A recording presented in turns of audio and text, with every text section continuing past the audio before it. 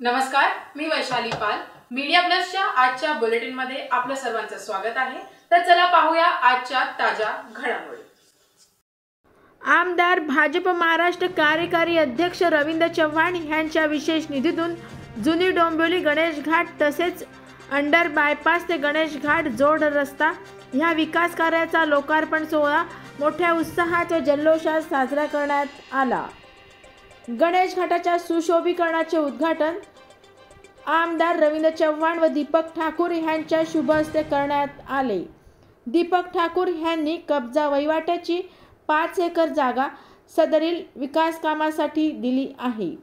जुनी डोंबिवली गाव येथे सदरील विकास कार्य पूर्णत्वास नेण्यासाठी कृष्णा पाटील यांचे मोलाचे योगदान लाभले. या प्रसंगी मोठ्या प्रमाणात नागरिक, कार्यकर्ते, पदाधिकारी उपस्थित होते. कृष्णा पाटील यांच्याकडून हळदी कुंकवाच्या समारंभाच्या कार्यक्रमाचे देखील आयोजन यावेळी करण्यात आले होते. आणि दादांसोबत आलेल्या सर्व भारतीय जनता पार्टीच्या पदाधिकाऱ्यांचं मनपूर्वक आणि स्नेहपूर्वक स्वागत आहे. जरा जोरदार टाळ्या झाल्या पाहिजे, सगळ्यांचा आवाज झाला पाहिजे. गणपती बाप्पा मंगलमूर्ती, भारत माता की, भारत माता की.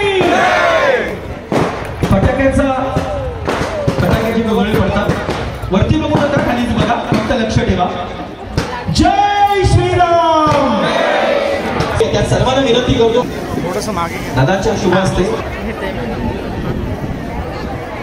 खूप प्रौढ प्रताप पुरंदर क्षत्रिय गुलावंश सिंहासनाधीश्वर महाराज शिवाजी महाराजांचा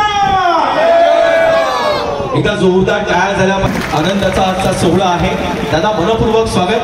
आदरणीय शशिकांत दादा कांबळे मनपूर्वक स्वागत आहे. आणि इथे विशेष कौतुक हळदी कुंकू समारंभासाठी आलेल्या आणि नियोजन कमिटी त्यांचं देखील मनपूर्वक कौतुक आणि सौभाग्यवती रसिकाताई कृष्णा पाटील यांच्या वतीने देखील आलेल्या समस्त माता भगिनींचं मनपूर्वक स्वागत आहे. खूप सुरेख आजचा सोहळा दिवस आहे होतो. या दिवसाला आपण सगळेजण असणं गरजेचं आहे आणि आपण आहात ही खूप मोठी गोष्ट आहे. दादांच्या शुभ हस्ते तिथे देखील उद्घाटन समारंभ संपन्न झाला. सगळ्यांनी एकदम जोरदार टाळ्या वाजूया. सगळ्यांचं मनपूर्वक कौतुक, अभिनंदन. दादा चला गँगवे मध्ये जे मंडळी सर्व पाहुण्यांनी पण देखील विराजमान व्हा.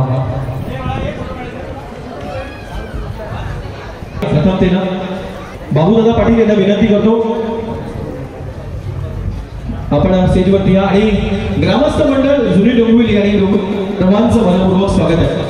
एकदा सगळ्यांनी आपल्या स्वतःसाठी जोरदार टाळ्या वाजवूया. आपण सर्वांचं मनपूर्वक स्वागत आहे. खूप सुरेख आजचा दिवस, महत्वपूर्ण. पवन दादा या स्टेजवरती टाळ्या झाल्या पाहिजे. मनपूर्वक कौतुक स्वागत. मी प्रथमतेनं कृष्ण माझं निश्चितच हा सोहळा आहे.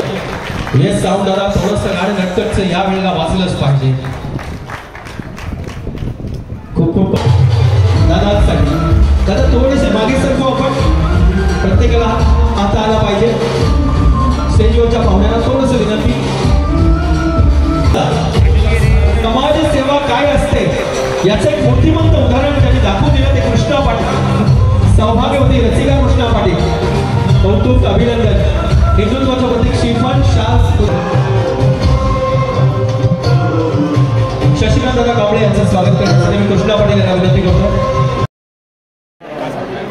आपणा सर्वांना माहिती आहे की देशाचे पंतप्रधान आदरणीय नरेंद्र मोदीजी, महाराष्ट्र राज्याचे लोकप्रिय असे मुख्यमंत्री आदरणीय देवेंद्रजी, उपमुख्यमंत्री आदरणीय एकनाथराव शिंदेजी, आदरणीय अजितदादा, महायुतीचे सर्व नेते सातत्याने जनतेच्या आनंदासाठी नेहमीच प्रयत्न करत असतात.